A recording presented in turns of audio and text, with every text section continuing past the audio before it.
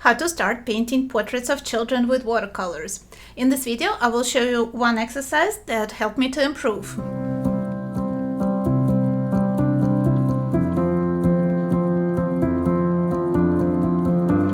Children and babies are not an easy subject to capture with watercolor. They have very smooth, delicate faces with tiny little features. So painting them with various colors and having to mix them can be a little challenging. To practice creating those smooth, delicate tonal changes, my suggestion is to pick just one color and create a monochromatic wash. At the end of the video, I will show you how with just a couple of brush strokes we can turn the tonal study into a realistic, colorful portrait. So make sure you watch to the end because you might be surprised. Alright, let's start working on our exercise, on our study. I found a photo of this adorable girl online. I printed it black and white to scale. I will be painting on 12 by 16 inch watercolor block called press paper. 140 pounds, and I'm going to transfer the general outline of my model with the charcoal rub on the back of the printout, and then I will transfer it to my watercolor paper.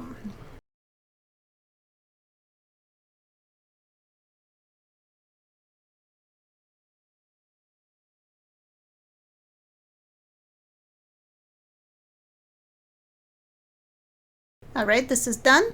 I'm going to go over the charcoal and verify some details with my pencil. I want the drawing to be fairly accurate and to stay in place when I start painting.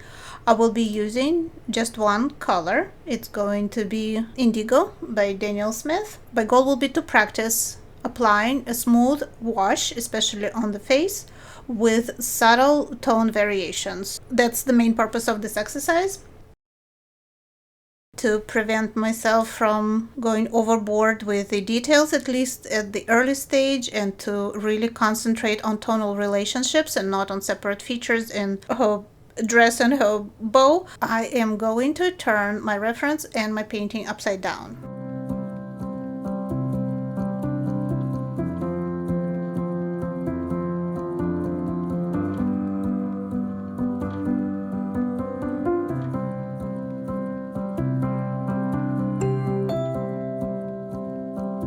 I gave my paper a light spritz so that paint doesn't sink into the fibers right away and I can achieve a smooth wash. So just one color, the Indigo, and I'm going to start painting. So squinting when looking at my reference photo and trying to see large shapes first, then I will switch to smaller shapes, but for now, no details. Squinting helps us to see large shapes. That's what I'm interested in, just painting light, dark, and mid-tones. Working with just one color, with just tone, is of course a lot faster than trying to mix colors using a certain color palette. So this exercise will go pretty fast. So if you don't have a lot of time, that would be a good thing to do. Just get in a few minutes of painting. It will probably be just 1 or 2 layers of paint. Or maybe 3, you will see at the end. So let's work on the face.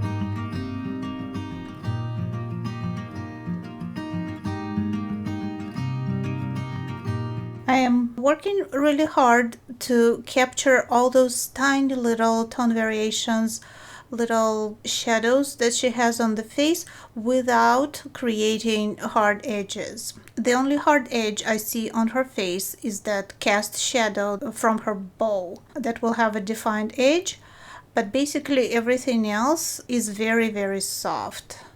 There might be some harder edges like inside the features, but those shadows are very like between the lips and maybe in the eyes somewhere, but it's way too early for that. I am trying to still stick to larger forms. So as you see, I am using clean water in my second container, so if hard edge appears, I am trying to soften it with my brush because we don't want to give her any wrinkles or fold in the skin.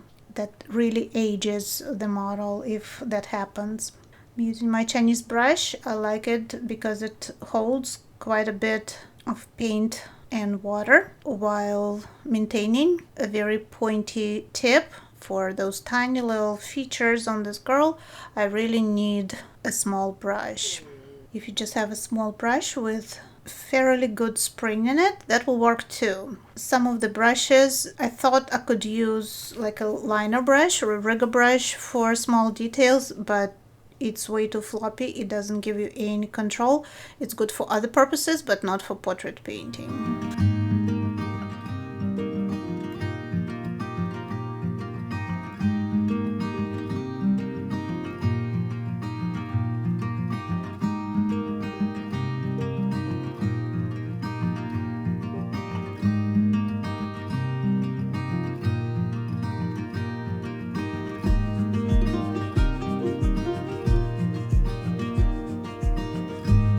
For the background, I'm not particularly concerned with the details. In the photo, she has a Christmas tree, I believe, so it's just something sparkly there.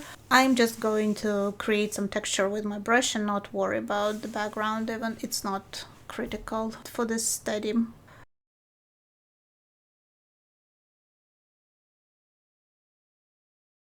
Dry brushing works good for hair usually. It gives it texture, makes it look more realistic. So if we have less water on the brush, we can create those interesting dry brushed effects, but of course they only work on dry surface.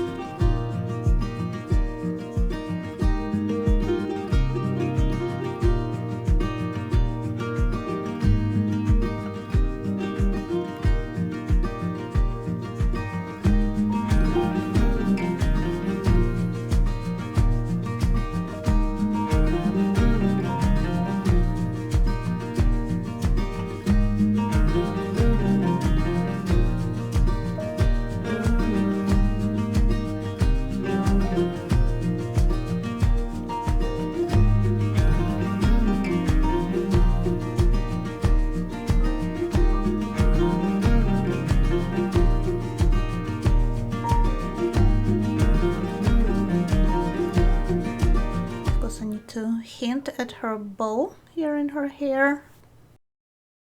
My first wash on the face dried a little bit. It's not completely dry, but the paint is not running anymore, so I can add a few more details, find a few more shadows. Again, still working on large forms.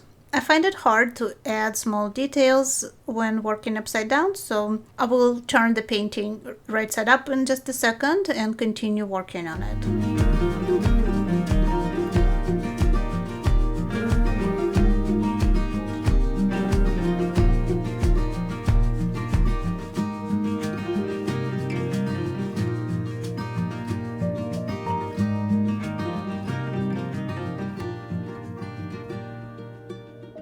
Okay, I switched to a smaller brush and I want to verify my details. Now that I have all the forms in place, I can work on those details safely without risking turning this girl into a doll. Keep her realistic. So just continue working on her features.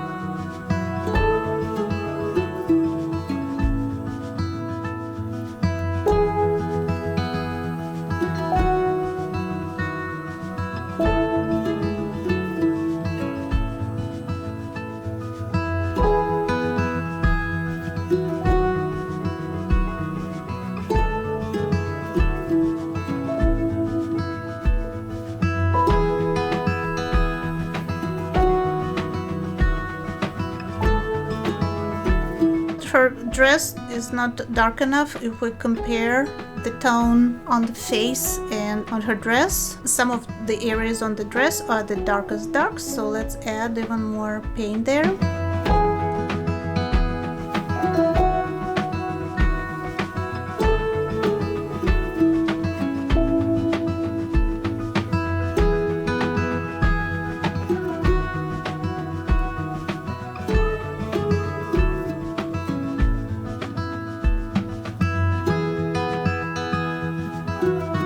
Here is that hard-edged cast shadow from the bow, so I'm going to paint that.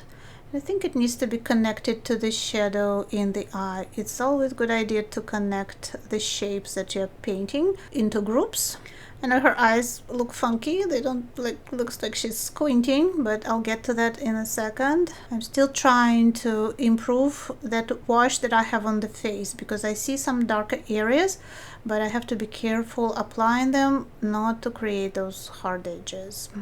So I apply the paint and then I soften. I get rid of the pigment and I soften with a damp brush, not with water, because you know what happens if you push water into wet paint, you're going to get a blossom. It's not going to look good. She also has very fine, delicate hair, so I'm trying to apply as much texture to it as I can, again, to make it look realistic, like a little girl's hair, kind of fluffy. So that requires a lot of texturing with my brush.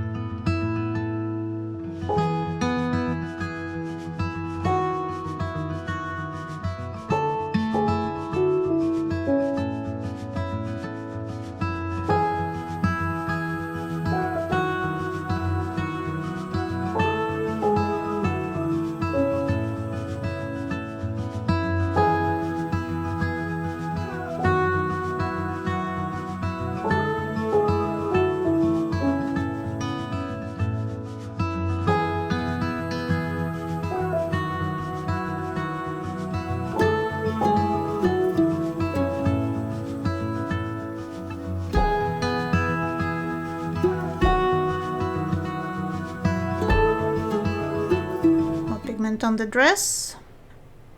Alright, this is the tonal study. I'll let it dry, and now I am going to use just 2 pigments to turn it into a realistic portrait and give it some color. Let's use some Sennelier red for the bow. I am applying pigment directly from the wells, and it's saturated enough to cover the tonal wash, to go over the tonal wash. It immediately gives me that interesting effect. You sometimes see that online in photos when the photo is black and white and just one detail is in color.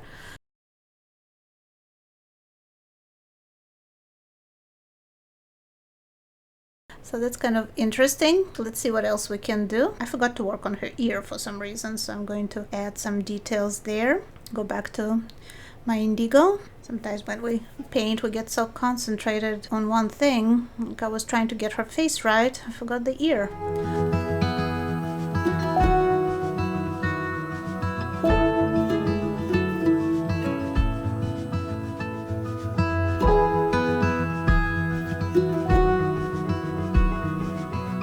Alright, let's throw in some new Gumboge into the background and see what happens.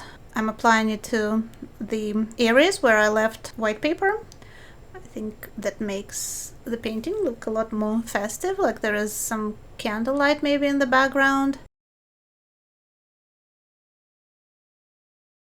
Maybe a little red as well there to imitate those Christmas decorations behind her. Or it can be something else, flowers. Okay, I'm going to take a bit of a risk here. I am going to try to give some color to her face.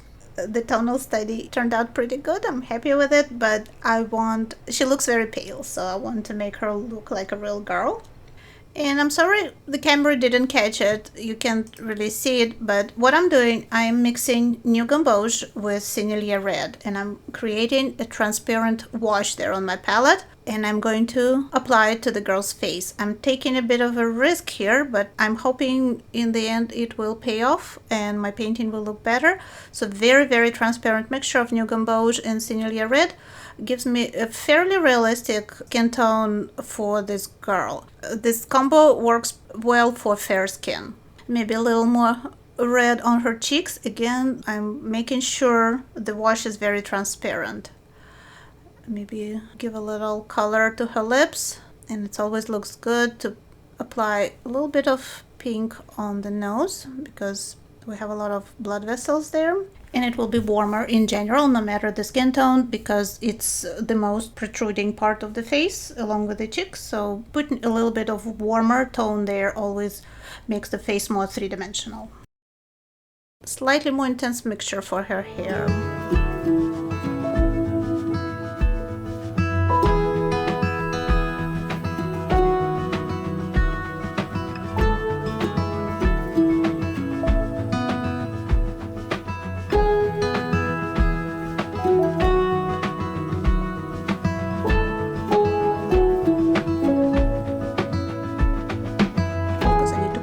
Arms since I started this. I need to give it some color.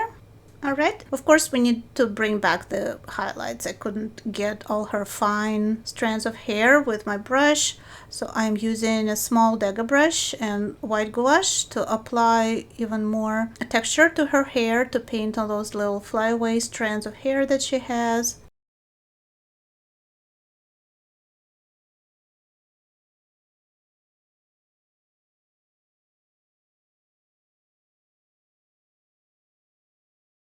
Maybe a bit of a design on her bow.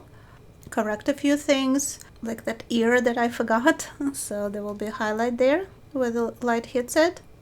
And I'm going to correct her features just a little bit. Watercolor runs away from you very easily. I lost the whites of the eye. They're obviously not going to be white because she's turned away from the light and she's looking down, but there will be like a hint of something there in the eye that I can paint with white gouache.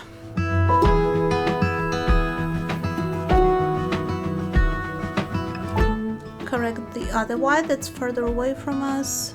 I never used to use this dagger brush a lot, but now I use it more and more. It's really versatile for a lot of things, especially painting hair and small features. With just a few brush strokes, I turned my tonal study into a finished realistic painting. I hope you agree that looks like a realistic portrait of a little girl. Let me know in comments what you think about this technique, if you think this exercise might be useful in your art practice. Thank you so much for watching this video, and I hope to see you in the next one here on Tamirab Studios channel.